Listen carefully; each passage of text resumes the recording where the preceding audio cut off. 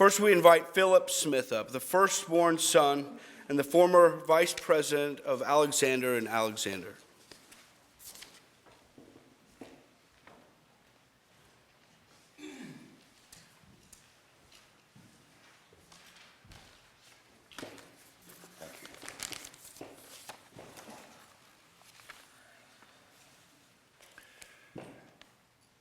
We are deeply touched and grateful to all of you who have come to celebrate the incredible life of our beloved mother, Verna Green Smith.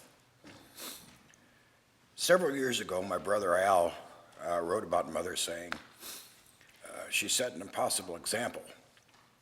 To me, this concise, elegant, poignant sentence depicts her so well as a loving and attentive parent, as an extraordinary achiever, as an incredibly effective professional, and one who loved so many people with whom she had contact throughout her life.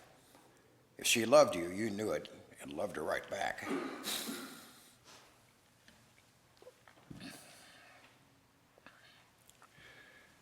Mom was born in Erskine, Minnesota, to Roy and Sarah Green, and spent most of her childhood in Glasgow, Montana. The youngest of 4 children, she excelled as a student and graduated from high school as valedictorian of her class at the age of 16. There she played an enormous Scots bass drum in the Glasgow Kilties marching band and timpani in the concert band.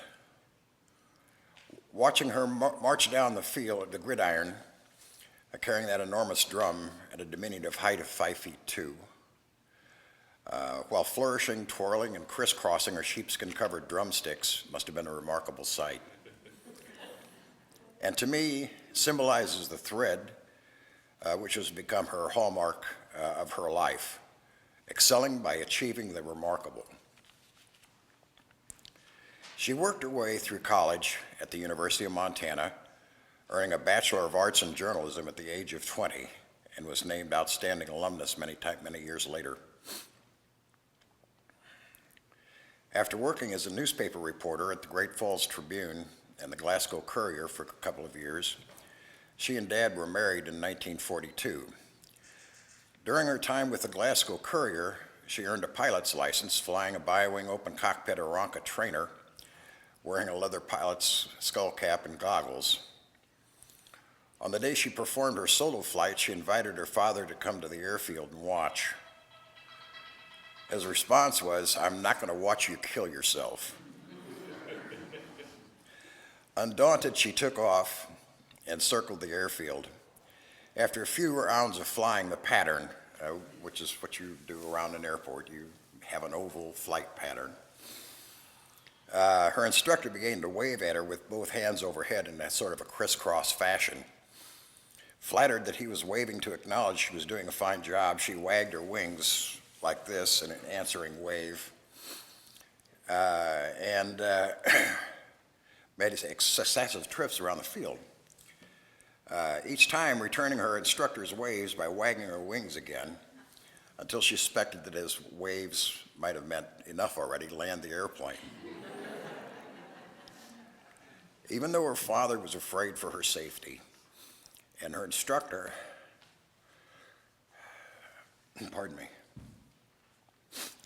might have been a little frustrated by her wing wagging, I'm certain that Snoopy, the Red Baron, would have admired her enthusiasm, would have congratulated her for completing her final requirement to earn her pilot's license. Her father did manage to arrive in time to watch her land and give his congratulatory hug. She encouraged Dad to finish college and helped him earn degrees from Iowa State University in physics and mechanical engineering. In 1947, after a short stint back in Glasgow, Mom boarded a train with 3 little boys, and we were aged 4,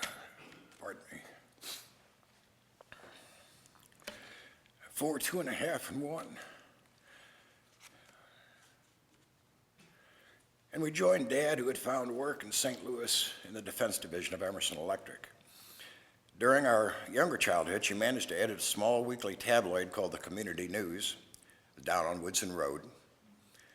First by working at home, and then later, as we entered school, She became more and more involved in producing the small newspaper. Later, as we boys were about to enter our teenage years, Mother was recruited by the Rittner School District where an emergency need for an English teacher developed at the junior high school level. She was interested in teaching accelerated courses to gifted children and was able to negotiate with her new employer to do so. Thus, she became a bit of a pioneer in that field. She busily set about the ponderous task of developing a new curriculum to support her new assignment while teaching in full course load. To add to her demanding workload, she created an additional position for herself, serving as publicity director for the school district. As if this weren't enough to satisfy her incredible drive, she began working on her master's in education at Washington University by attending night school.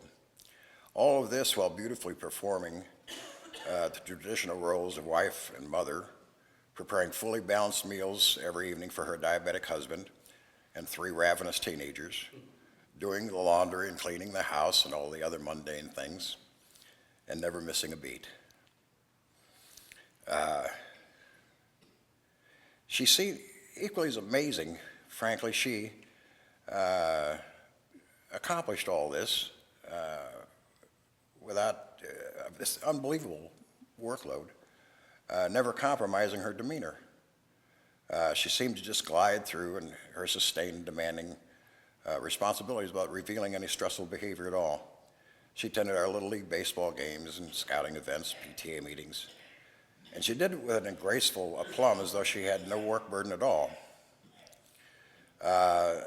She finished her master's the same day I graduated from high school, so I treasure an old photograph standing next to her in our graduation robes.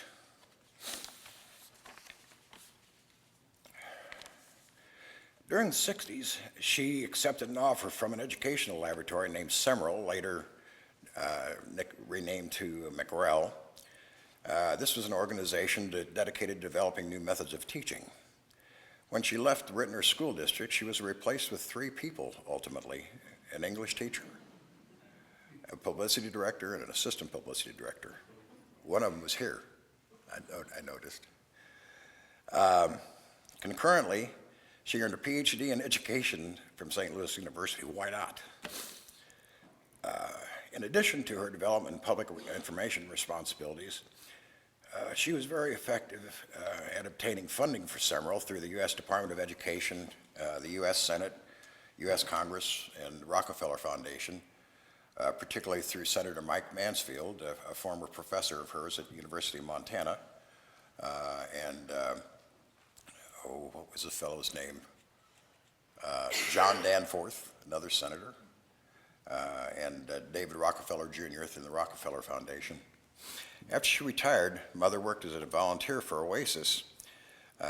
It's an acronym, of course, for Older Americans Still in Service. And Marilyn Mann is here today, and she will speak later of her contribution as a colleague.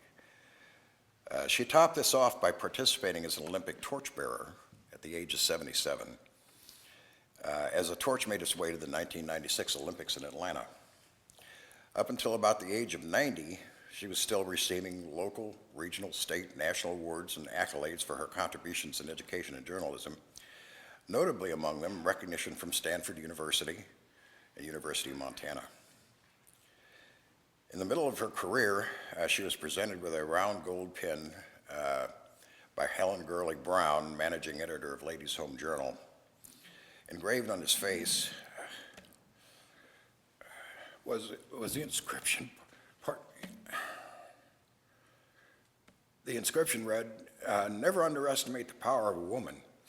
And she wore that pin at professional functions as proudly as a Medal of Honor recipient, and I believe that it served as a meaningful inspiration to her. She loved God and was a longtime member of Stephen Memorial Methodist Church, which was the former name of Harmony Methodist Church. And although I never heard her use a curse word in my mind's eye, I can almost see her standing at the pearly gates as St. Peter is reviewing her book of life, saying, "Wow, that was one hell of a ride." Oops, excuse me, St. Peter. So, thank you. Alfred Smith is Verna's second-born son and a former business owner. Alfred.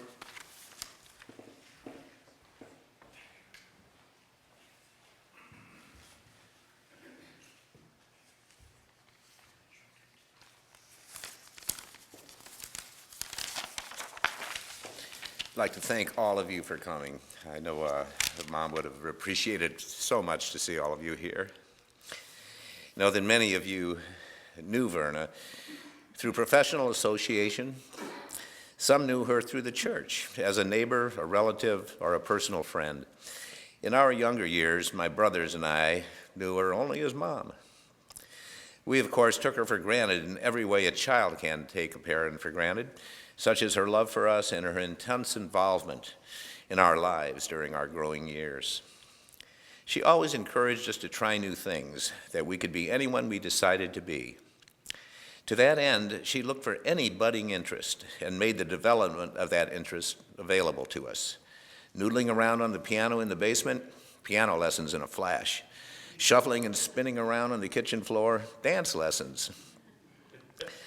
It wasn't until my teenage years that I began to realize, slowly at first, what an extraordinary woman she was. And as she received first her master's, then her PhD, this realization blossomed quickly, and I watched with amazement as she built a profoundly productive career, piling achievement upon achievement, extending her professional influence, receiving awards and honors for the excellence of her work.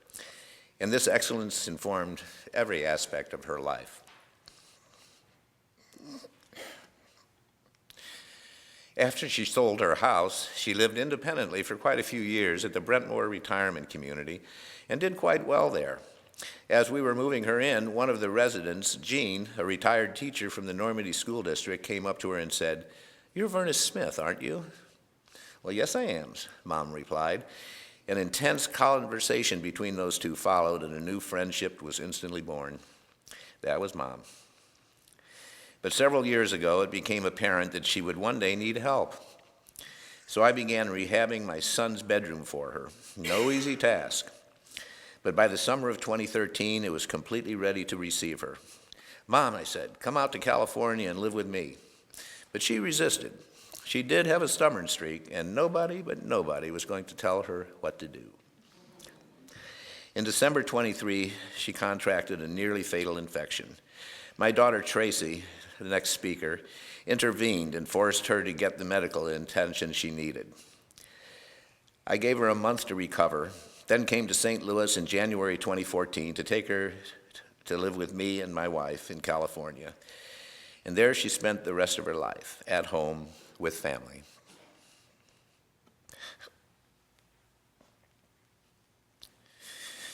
Excuse me. In the end, it was my honor and privilege to be able to provide her the loving care that she once provided me. During that year she lived with me, I was able to spend more time with her than at any time since I was a kid living in her house. And I am the richer for it. I love her and miss her terribly. Most nights when she was ready for bed, I'd kiss her on the forehead and say, "Good night, Mom. I'll see you in the morning." And now, one last time, "Good night, Mom. I'll see you in the morning."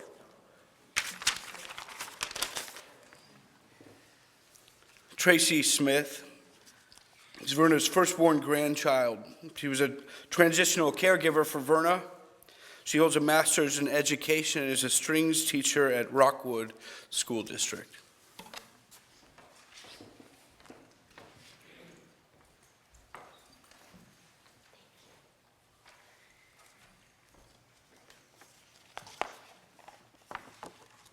Thank you all for being here. It's so nice to see so many of you that I haven't seen in a long time. I'd like to talk a little bit about my relationship with my grandmother. As you've heard, she was very, very loving, and I was blessed to have a very close, special relationship with her. She was a loving example of consistency, strength, wisdom my entire life, and we shared a bond. She always made me feel special and loved and important. I remember our visits at the kitchen table on Pineview Court. That's where we would visit, and she would always say, "Tell me all about it," eager to listen. And she always found a way to encourage and support me through all of the stages of my life. I always remember saying, "Think positive," and that's what she did. She was very positive. I think the biggest influence that she had on my life was my music and eventually my career. When I was a little girl, she took me to the movie theater and we saw The Sound of Music with Julie Andrews at the theater. And we both fell in love with it. It was our favorite musical, and it always has been our favorite musical. So, of course, she went and bought the album. And I would go visit Grandma and Grandpa Smith, and I'd sit in the living room in the rocking chair, and they had headphones for the stereo. And I'd listen to the album, and I'd sing with every song, and they put up with that every time I was over there. And I loved it, and I loved that house. The magnolia tree in the front yard, the big porch, the well in the back, and the garden that she loved. When I showed an interest in the piano, I got piano lessons. And I don't think I would have had piano lessons if she wouldn't have provided those for me. So I got to learn. And once I got to college, she provided my first year in the dorm so that I could go. And once in a while, if she hadn't heard from me, I would receive in an envelope a blank postcard that said, "Dear Grandma" at the top, "Love Tracy" at the bottom with a stamp on it.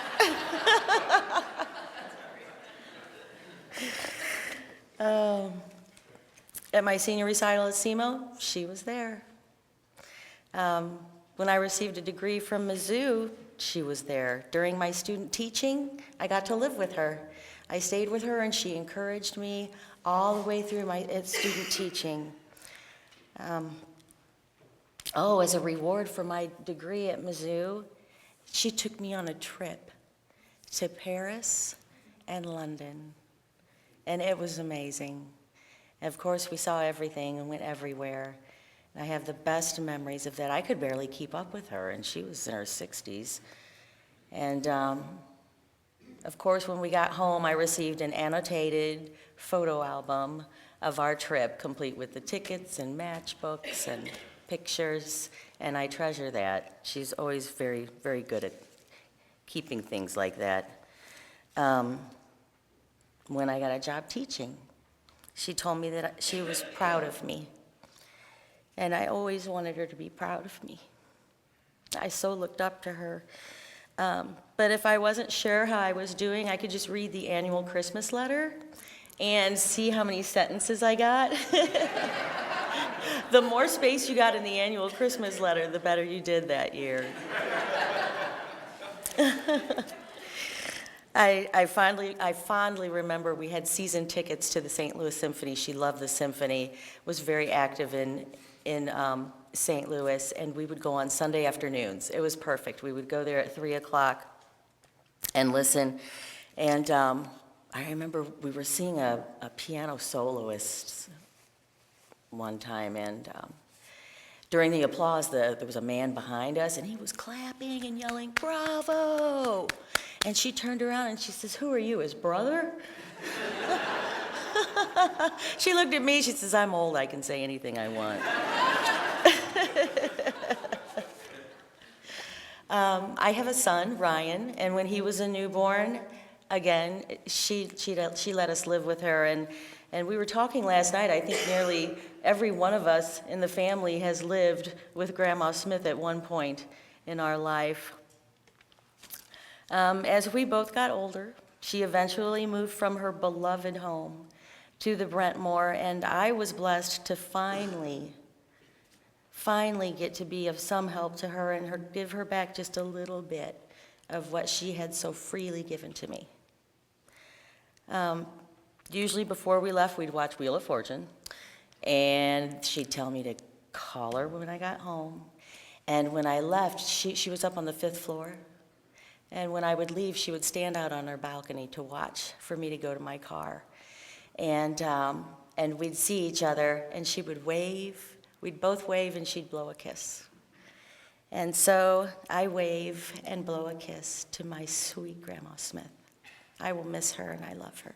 Thank you. Dr. Christopher Smith, Lieutenant Commander of the United States Navy, former Navy SEAL, is an orthopedic trauma surgeon, professor at 3 universities, and Verna's second-born grandchild. Christopher.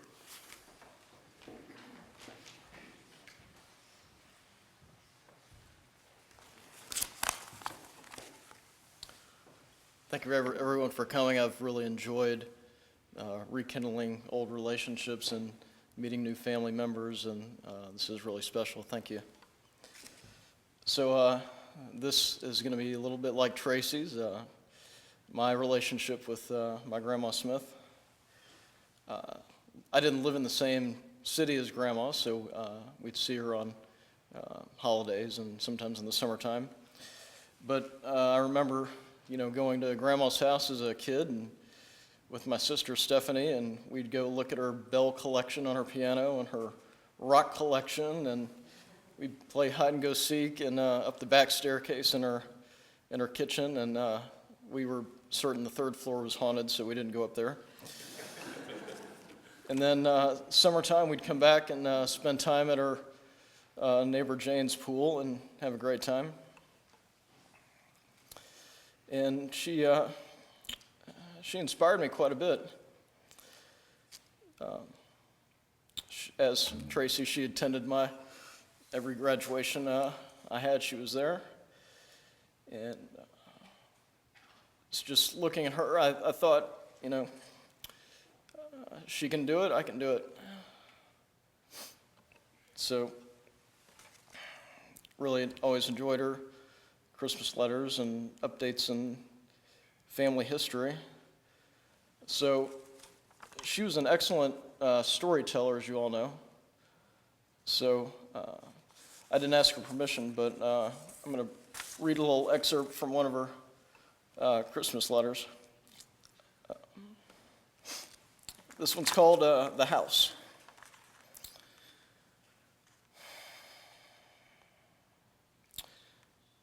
We'd been living in our little 2-bedroom house on Dix Avenue since we arrived in St. Louis in 1946 after Al's graduation from Iowa State University in Ames and his employment by Emerson Electric. Our 3 little boys were growing fast and we needed some more room, so we went house hunting. A PTA friend told us about this house on Pineview Court in Overland that had been vacant for some time. "It needs working on," she said. "Okay, we'll do it." And so we did. Wow, did it need work. This 3-story English Tudor-style monstrosity needed paint. The wraparound porch had screens that were hanging in pieces. The front steps, made of wood, were treacherous. The long driveway was made of gravel, which the neighborhood kids loved to throw. But we looked at it through rose-colored glasses, made eye contact, and said, "We can do it." And so we did. The price was right. Our kids loved it, especially the 3rd floor, and immediately said dibs on a bedroom for each one. We had the master bedroom and a bath and dressing room. And oh, the many, many closets. She says this would haunt her 52 years later. The boys changed schools. Phil and Al went to Hope Junior High School and Stuart to Booter Elementary. Every night after work, Al from Emerson and I from Rittner School District, where I was the PR director, and teaching 9th grade English, we had dinner, the boys clearing the dining room table and washed the dishes, and Al and I began the restoring process. We soaked old, dirty, raggedy wallpaper off the walls, replaced molding, tore up cracked linoleum and laid tile, and had beautiful oak floors sanded and varnished. Our tropical fish gasped and died from the dust, alas. We spackled, we painted, had the house painted, and the red tile roof and chimneys inspected, and so on and so on. And of course, we had the driveway paved and blacktop, no more throwing stones. The boys helped when they could. The porch looked great with 2 coats of varnish, as did the ceilings. The front steps, as well as the back porch, were redone with concrete, etc. We began to entertain. Open house for Boy Scout leaders, for my ninth grade English class, for a reunion of my nieces and nephews. And a parting gift, they laid a brick walk from the steps to the driveway. Lots of overnight company. Mom and Dad, Al's mother, Al's nephews and nieces came for extended periods of time. Allison for an entire year with her cat. Barbecues, holidays with all the trimmings, a big birthday for Mom with lots of relatives present. Joyce and Don brought us a big old farm bell from Indiana, which the kids loved to ring. Stuart brought home white mice and brought a little monkey who ravaged the Christmas tree. We finally closed the pocket doors to keep him out, and Al made a cage for him. He also had a baby alligator and found turtles to put up in the window wells outside until he saw them eat a live frog, and back to the woods they went. Music was a big part of our lives. Al and Stuart on the piano, Phil on the trombone and baritone, Stuart on the flute. They wrestled in the huge entry hall, played chess there, threw paper airplanes out the third floor window, caught a bat there and released it, went to Boy Scout outings and baseball practices with her dad. They graduated from high school and went on to Mizzou. She goes on to talk about her career, which we've heard lots of today, and said Al had to retire because of his health. The most poignant memory of all, Al died in our home in 1978, surrounded by his loving and weeping family.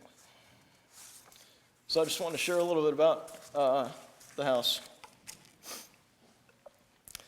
So as you all know, she was brilliant. She had a passion for life.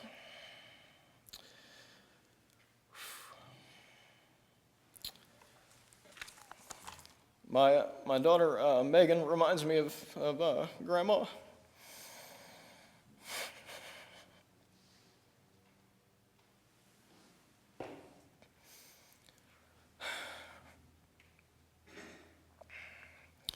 With her thirst for knowledge, stick-to-itiveness, and her passion for life.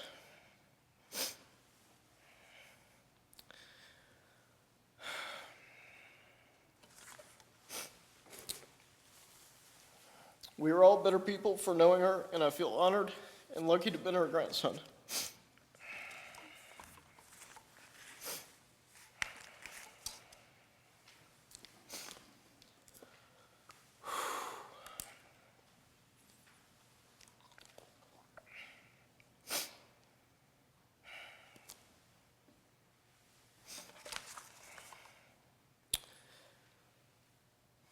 As I read this poem, reflect back on your favorite memory of her and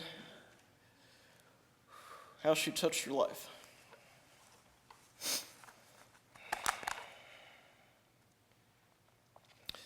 The poem is entitled, "Do Not Stand at My Grave and Weep," by Mary Elizabeth Fry. Do not stand at my grave and weep. I am not there. I do not sleep.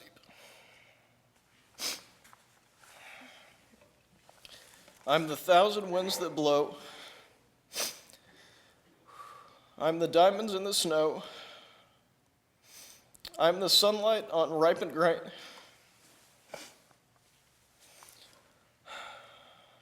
I'm the gentle autumn rain.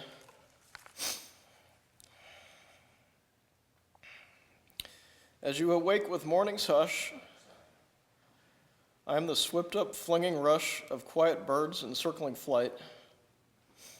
Do not stand at my grave and cry, I am not there, I did not die. Thank you.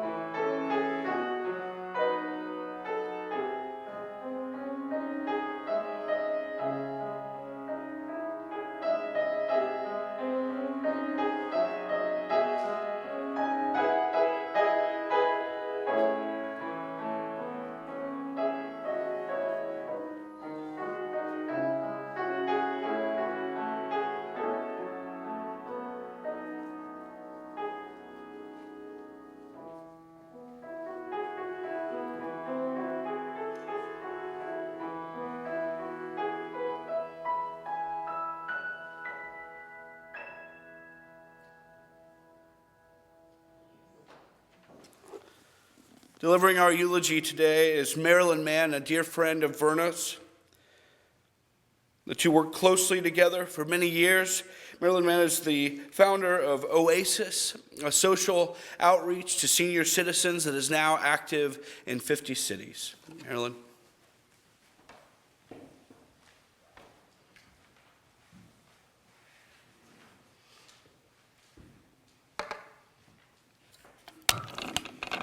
You've heard what an extraordinary life Verna had. And I met her in 1972. She worked at CEMRL, as you heard, which was a research and development lab, educational lab that was supposed to change the way we raise children by the materials that we produced and teacher training. And it was housed in a facility that was very imposing. It was the old mental hospital on Arsenal and 59th Street, and it had been turned into this beautiful facility, and it was full of these brilliant, esoteric, and very artsy types. And I went there supposedly to link cultural institutions and the schools. And as a volunteer, they said they didn't have any money for me, but they give me some space and some secretarial help. And I see some people are here who were there in those days. And do any of you remember June Allison? Okay, June Allison was this wonderful movie star. She had a blonde page boy and bangs, and she was always smiling and always upbeat and always warm, and she was never the mean girl. Well, June Allison with glasses walked up to me as I went into the facility, and she said, "Hello, I'm Verna Smith. Can I help you?" And she did for 40 years.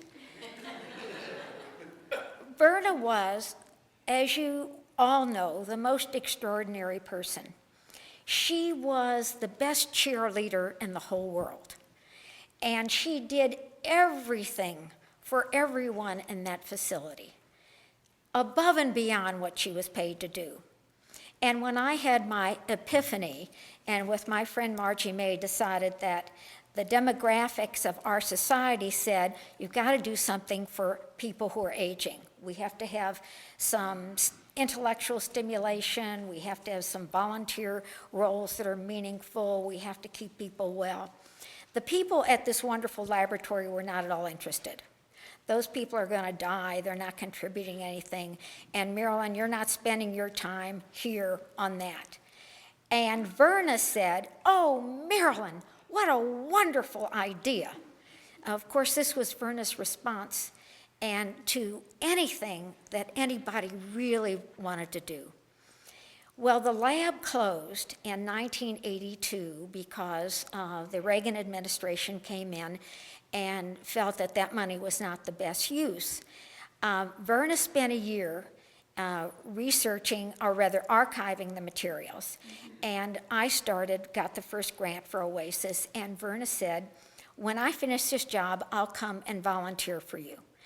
And that she did. And as the program grew, Verna continued to be there, as many of us know, 4 days a week.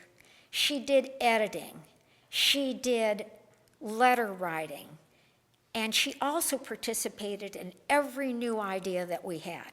When we decided we wanted to train people to be peer counselors, Verna became a peer counselor. And of course, she was the very best because she was the best listener.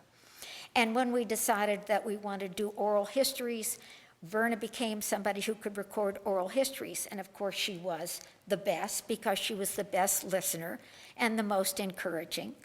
And when we wanted to train people to be storytellers, Verna did that. And of course, her best story was how she carried the torch. Now, I wish she'd done a story about carrying the bass drum and twirling her drumsticks. Maybe she's doing that now, I hope.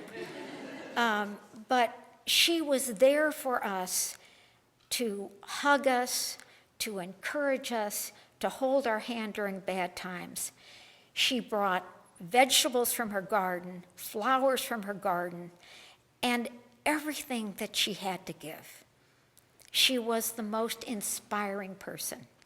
And indeed, we didn't pay her, but we did pay her way to go to associations and luncheons, and she always represented us.